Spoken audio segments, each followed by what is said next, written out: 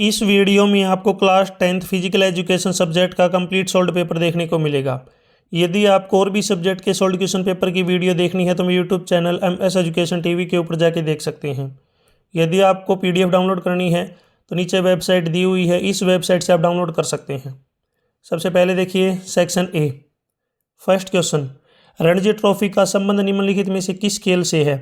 Cricket से। Option D right है। Question 2, वायुमंडल में सबसे अधिक विद्यमान गैस कौन सी है? नाइट्रोजन। ऑप्शन सी राइट है। और कितने परसेंट है? 78%। क्वेश्चन 3, चूहों से कौन सा रोग फैलता है? प्लेग। ऑप्शन बी राइट है।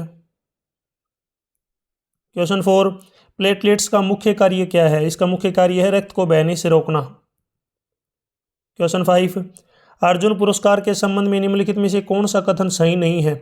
यानी इनमें से गलत कथन बताना है कौन सा है। तो इसमें जो यह उत्कृष्ट प्रशिक्षकों को दिया जाता है, ये कथन क्या है? गलत है। क्वेश्चन 6, हमारे राष्ट्रीय चिन्ह में शेरों के अतिरिक्त हैं, तो शेरों के अतिरिक्त बैल और घोड़ा है। ऑप्शन ए राइट है। अब कई बार यहाँ पे पूछ लेते हैं कि जो शेर हैं वो कितने दिखाई देते हैं। आपने जो चिन्ह है तो शेर होते 4 हैं लेकिन दिखाई देते हैं 3। याद रखना, शेर टोटल पूछे तो 4 होते हैं लेकिन दिखाई कितने देते हैं? 3। क्वेश्चन 7, पेरिस ओलंपिक 2024 में मनु भाकर ने डैश खेल में 2 कांस्य पदक जीते? शूटिंग यानी कि निशानेबाजी में। क्वेश्चन 8, डेकाथलॉन में डैश इवेंट होते हैं? इसमें 10 इवेंट होते हैं। क्वेश्चन 9, एडीज एजिप्टी नामक मच्छर के काटने से डैश रोग फैलता है? डेंगू। क्वेश्चन 10, पानी में घुलनशील विटामिन कौन कौन से हैं? विटामिन बी और विटामिन सी। क्वेश्चन 11, प्रसिद्ध भारतीय महिला ओलंपिक खिलाड़ी मणिका बत्रा का संबंध किस खेल से है? टेबल टेनिस से। क्वेश्चन 12, मेजर ध्यानचंद खेल रत्न पुरस्कार में विजेता को कितनी राशि दी जाती है? तो इसको दी जाती है 25 लाख रुपए। इसका राइट आंसर है। क्वेश्चन 13, एक अभिकथन कारण आधारित प्रश्न दिया हुआ है, इसमें आपको पढ़ना है। देखिए, अभिकथन है कि विटामिन सी खट्टे रसदार फलों में पाया जाता है। बिल्कुल सही। कारण है कि विटामिन सी की कमी से बेरी बेरी रोग होता है। बेरी रोग जो है विटामिन सी की कमी से नहीं होता, बी की कमी से होता है। तो सेकंड स्टेटमेंट गलत है इसमें, तो इसका राइट आंसर हो जाएगा ऑप्शन सी। अभिकथन सही है लेकिन कारण गलत है। नीचे यहाँ पे आपको कारण देखने को मिलेगा, क्योंकि बेरी बेरी रोग जो है B1 की कमी से होता है। क्वेश्चन 14, अभिकथन है कि वायुमंडल में लगभग 0.03% कार्बन डाइऑक्साइड गैस मौजूद है, विद्वान है। बिल्कुल सही। कारण है कि कार्बन डाइऑक्साइड की मात्रा बढ़ने से वायुमंडल का तापमान बढ़ जाता है, जो ग्लोबल वार्मिंग का एक प्रमुख कारण है। ये भी सही है लेकिन ये करेक्ट एक्सप्लेनेशन नहीं है। तो इसका राइट आंसर है कि अभिकथन और कारण दोनों सही हैं, लेकिन कारण अभिकथन की सही व्याख्या नहीं है। क्वेश्चन 15, अभिकथन है कि तपेदिक और क्षय रोग वायु द्वारा फैलने वाला एक संक्रामक रोग है। पहली स्टेटमेंट सही।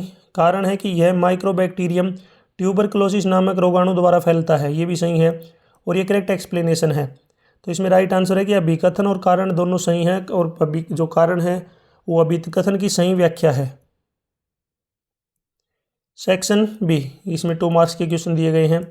26, किशोरों के लिए प्रोटीन क्यों आवश्यक है? आंसर, किशोरों के लिए प्रोटीन आवश्यक है क्योंकि इस अवस्था में शरीर को तेज वृद्धि विकास होता है। प्रोटीन मांसपेशियों, हड्डियों, ऊतकों के निर्माण व मरम्मत में सहायक होता है तथा रोग प्रतिरोधक क्षमता बढ़ाने में महत्वपूर्ण भूमिका निभाता है।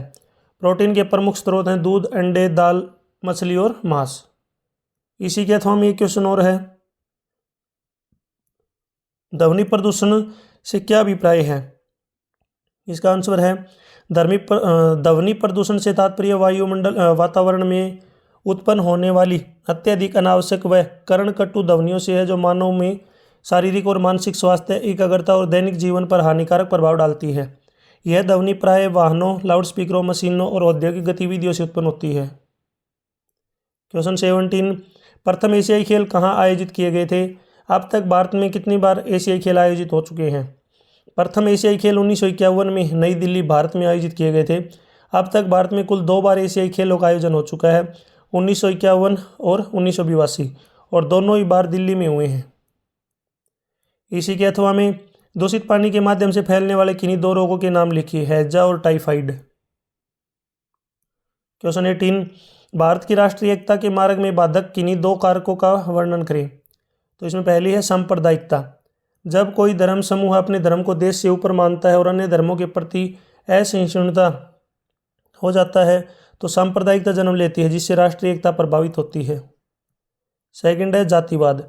जाति व्यवस्था के आधार पर उत्पन्न भेदभाव राष्ट्रीय एकता के लिए गंभीर चुनौती है, क्योंकि इससे समाज में विभाजन पैदा होता है। क्वेश्चन 19, मानव शरीर में कितने प्रकार की मांसपेशियां पाई जाती हैं, उनके नाम बताइए। मानव शरीर में 3 प्रकार की मांसपेशियां पाई जाती हैं। कंकालीय मांसपेशी, जिनको ऐच्छिक मांसपेशी बोलते हैं, चिकनी मांसपेशी अनैच्छिक, और हृदय मांसपेशी। क्वेश्चन 20, नॉक आउट और लीग टूर्नामेंट प्रणाली के बीच कोई 2 अंतर लिखिए। तो पहला पॉइंट है, नॉकआउट टूर्नामेंट में एक मैच हारते ही टीम प्रतियोगिता से बाहर हो जाती है, जबकि लीग टूर्नामेंट में प्रत्येक टीम को सभी या अधिकांश टीमों के साथ खेलने का अवसर मिलता है। सेकंड अंतर है, नॉकआउट प्रणाली में मैचों की संख्या कम होती है और समय कम लगता है, जबकि लीग टूर्नामेंट में मैचों की संख्या अधिक होती है और अधिक समय की आवश्यकता होती है। क्वेश्चन 21, खेलों में भाग लेने से महिलाओं के किन 4 गुणों का विकास होता है। पहला आत्मविश्वास और आत्मसम्मान, दूसरा नेतृत्व की क्षमता, तीसरा अनुशासन और टीम भावना, चौथा शारीरिक स्वास्थ्य एवं सहन शक्ति। आप मुझे कमेंट सेक्शन में बताएंगे श्वास बाहर छोड़ना, यानी कि जो सांस होती है वो उसको जब बाहर छोड़ते हैं तो उस प्रोसेस का क्या नाम होता है। कमेंट सेक्शन में इसका आंसर जरूर दें। सांस को बाहर छोड़ने की प्रक्रिया को क्या बोलते हैं। सेक्शन सी 22, वर्तमान समय में वायु प्रदूषण एक प्रमुख समस्या का रूप धारण कर रही है। इसके कारणों का उल्लेख करते हुए नियंत्रण के उपायों का वर्णन करें। आंसर, वर्तमान समय में वायु प्रदूषण एक प्रमुख पर्यावरणीय समस्या बन चुका है। इसके मुख्य कारणों में वाहन से निकलने वाला धुआं, औद्योगिक इकाइयों में उत्सर्जित हानिकारक गैसें, ईंधनों का अत्यधिक दहन, पराली जलाना और निर्माण कार्यों में उत्पन्न धूल शामिल है, जिससे मानव स्वास्थ्य और पर्यावरण पर प्रतिकूल प्रभाव पड़ता है। वायु प्रदूषण के नियंत्रण के उपायों में स्वच्छ और वैकल्पिक ईंधनों का प्रयोग, सार्वजनिक परिवहन को बढ़ावा, वाहनों का नियमित प्रदूषण परीक्षण, उद्योगों में प्रदूषण नियंत्रण उपकरणों का प्रयोग और वृक्षारोपण को प्रोत्साहित करना मुख्य है। इसी में अथवा में एक और क्वेश्चन है कि मानव शरीर में पाई जाने वाली विभिन्न ज्ञानेंद्रियां कौन कौन सी हैं, संक्षिप्त में वर्णन करें। पहली है आँख, यानी कि दृश्य इंद्री, वस्तुओं को देखने और रंग आकार पहचानने का कार्य करती हैं। कान श्रवण इंद्री, ध्वनि सुनने तथा शरीर का संतुलन बनाए रखने में सहायक होती हैं। तीसरी नाक, यानी कि घ्राण इंद्री, गंध पहचानने का कार्य करती हैं। 4 जीभ, यानी कि स्वाद इंद्री, विभिन्न स्वादों को पहचानने में सहायक। 5वां त्वचा, यानी कि स्पर्श इंद्री, गर्म ठंडा दर्द और स्पर्श को अनुभव कराती हैं। 23 संतोष ट्रॉफी पर एक संक्षिप्त नोट लिखिए। आंसर, संतोष ट्रॉफी भारत की एक प्रमुख राष्ट्रीय फुटबॉल प्रतियोगिता है जो कूच बिहार के महाराजा संतोष के नाम पर प्रदान की गई थी। इसकी शुरुआत 1941 में हुई थी और इसका आयोजन प्रतिवर्ष अखिल भारतीय फुटबॉल महासंघ यानी कि AIFF के अंतर्गत किया जाता है। इसमें भारत के विभिन्न राज्यों और रेलवे और सेना जैसी सरकारी संस्थानों की टीमें भाग लेती हैं और बंगाल ने इसे सर्वाधिक बार जीता है, जबकि पंजाब ने पहली बार 1970 में यह ट्रॉफी जीती थी। इसी के अथवा में एक और क्वेश्चन है,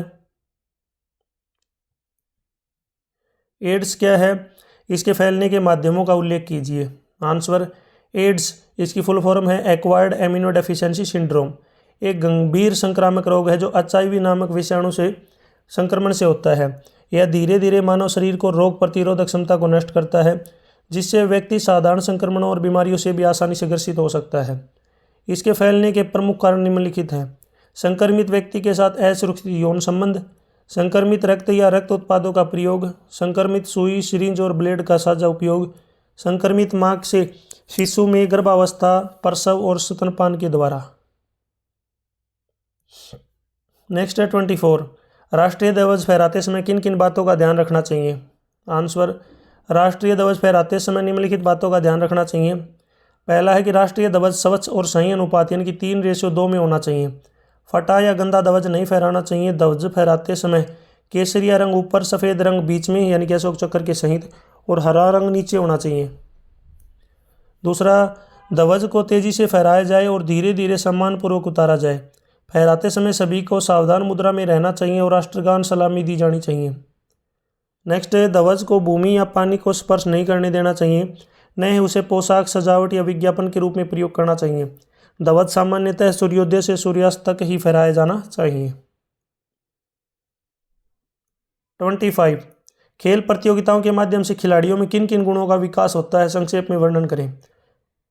शारीरिक गुण, खेलों में सहन शक्ति, फुर्ती, गति और शरीर के समन्वय में वृद्धि होती है। मानसिक गुण, प्रतियोगिताएं आत्मविश्वास, निर्णय लेने की क्षमता, एकाग्रता, धैर्य और तनाव को नियंत्रण करने की शक्ति विकसित करती है। सामाजिक गुण, खिलाड़ियों में टीम भावना, सहयोग, अनुशासन, संचार कौशल और नेतृत्व क्षमता का विकास होता है। नैतिक और चारित्रिक गुण, खेल भावना, ईमानदारी, साहस और हार जीत को समान रूप से स्वीकार करने की प्रवृत्ति विकसित होती है।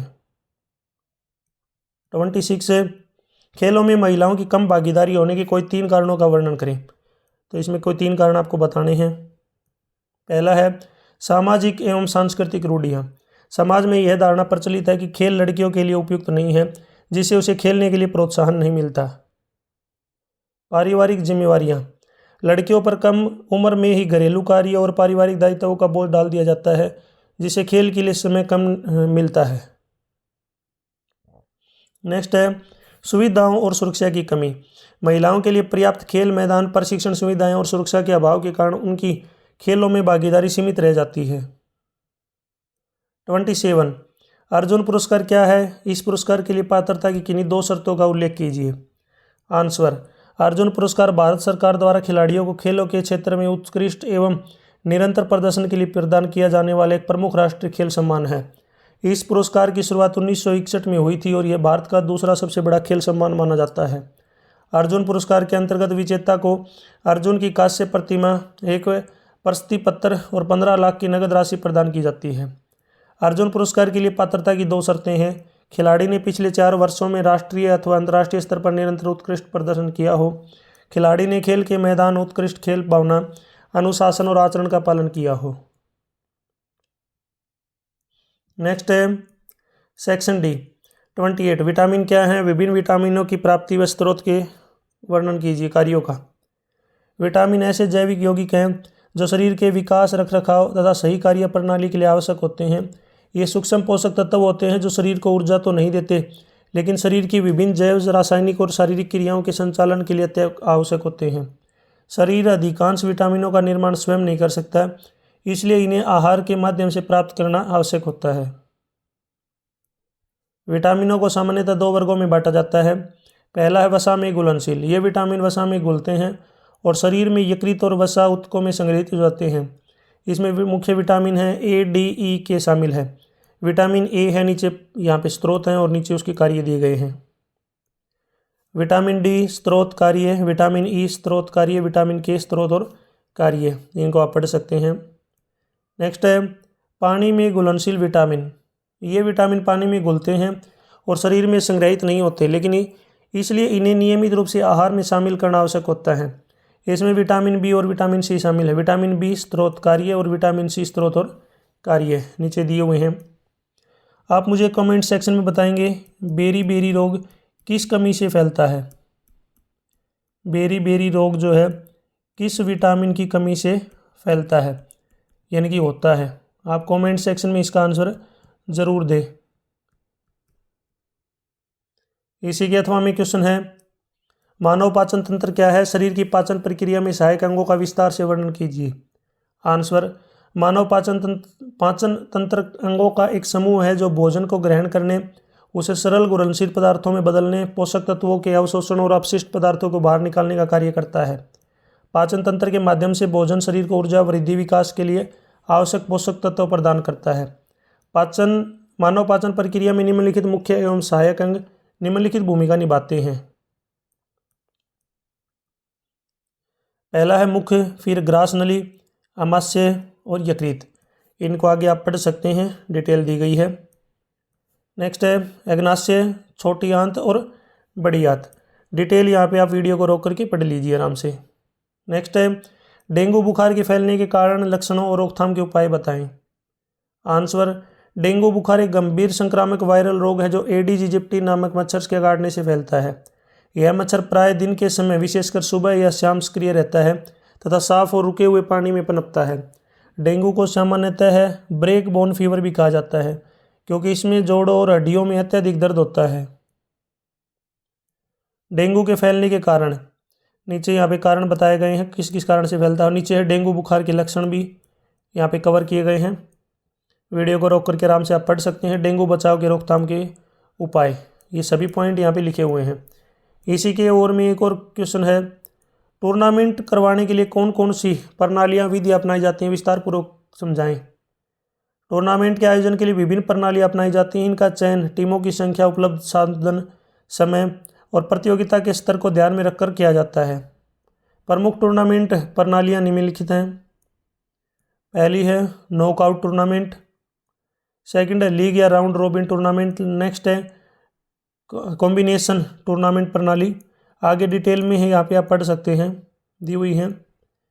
नेक्स्ट है चैलेंज टूर्नामेंट प्रणाली और लास्ट है सीडी प्रणाली। यहाँ पे ये पॉइंट कवर किए गए हैं, इनको एक्सप्लेनेशन ऊपर है। 30 रक्त परिसंचरण तंत्र क्या है। रक्त परिसंचरण तंत्र के विभिन्न अंगों के नाम और उनके कार्य लिखिए। रक्त परिसंचरण तंत्र यानी कि ब्लड सर्कुलेटरी सिस्टम शरीर की वह अवस्था है जिसके द्वारा रक्त पूरे शरीर में निरंतर प्रवाहित होकर ऑक्सीजन, पोषक तत्व, हार्मोन आदि को विभिन्न अंगों तक पहुंचाता है और कार्बन डाइऑक्साइड और अपशिष्ट पदार्थों को बाहर निकालने में सहायता करता है। यह तंत्र शरीर के सभी अंगों को आपस में जोड़कर उन्हें सुचारू रूप से कार्य करने में मदद करता है। रक्त परिसंचरण तंत्र के मुख्य अंग और उनके कार्य निम्नलिखित हैं। अब यहाँ पे कार्य दिए गए हैं। पहला हृदय, हृदय के क्या कार्य हैं। नेक्स्ट है ब्लड, ब्लड का क्या कार्य। नेक्स्ट है धमनियाँ यानी कि आर्टरी, शिराएँ और केशिकाएँ, ये सभी आगे जो है एक्सप्लेन किए गए हैं, इनको आप पढ़ सकते हैं। आप मुझे कमेंट सेक्शन में बताएंगे वह कौन सा ब्लड है जो यूनिवर्सल डोनर है। यूनिवर्सल डोनर, यूनिवर्सल डोनर क्या होता है, जो सबको अपना खून दे सकता है, यानी कि जो सबको रक्त दे सके, वो कौन सा होता है। जैसे A B positive, O negative. तो इसका आंसर कमेंट सेक्शन में ज़रूर बताएं। इसी के अथवा में एक और क्वेश्चन है, संतुलित आहार किसे कहते हैं। संतुलित आहार के आवश्यक घटकों का विस्तार से वर्णन कीजिए। आंसर, संतुलित आहार वह आहार है जिसमें सभी पोषक तत्व जैसे कि कार्बोहाइड्रेट, प्रोटीन, वसा, विटामिन, खनिज, पानी, फाइबर उचित मात्रा में होते हैं। यह शरीर को ऊर्जा प्रदान करता है, विकास और मरम्मत में सहायता करता है और रोगों से लड़ने की प्रतिरक्षा प्रणाली को मजबूत करता है। संतुलित आहार लेने से शारीरिक और मानसिक स्वास्थ्य दोनों बेहतर रहते हैं और शरीर सक्रिय और तंदुरुस्त रहता है। संतुलित भोजन के आवश्यक घटक हैं कार्बोहाइड्रेट, प्रोटीन, वसा, विटामिन्स, पानी। आगे इनके बताया गया है, इनके बारे में एक्सप्लेन किया गया है, इनको आप पढ़ सकते हैं। इसके अलावा फाइबर, ये सभी पॉइंट हैं। लास्ट तक जो है ये अपना कंप्लीट हो चुका है क्वेश्चन। यहाँ तक वीडियो अपनी कंप्लीट हो चुकी है। वीडियो अच्छी लगी तो उसको लाइक करें, अपने दोस्तों के साथ ज़रूर शेयर करें। वीडियो के बीच में मैंने कुछ क्वेश्चन पूछे हैं तो उनके आंसर आप मुझे ज़रूर कमेंट सेक्शन में बताएं। यदि आपको PDF डाउनलोड करनी है तो नीचे वेबसाइट दी हुई है, इस वेबसाइट को गूगल के ऊपर टाइप कीजिए और वहाँ से आप इसको डाउनलोड कर सकते हैं। यदि आपको मेरे से कॉन्टैक्ट करना है तो इसी वीडियो के डिस्क्रिप्शन में सोशल मीडिया का लिंक मिल जाएगा, वहाँ से आप मेरे से कॉन्टैक्ट कर सकते हैं। Thanks for watching.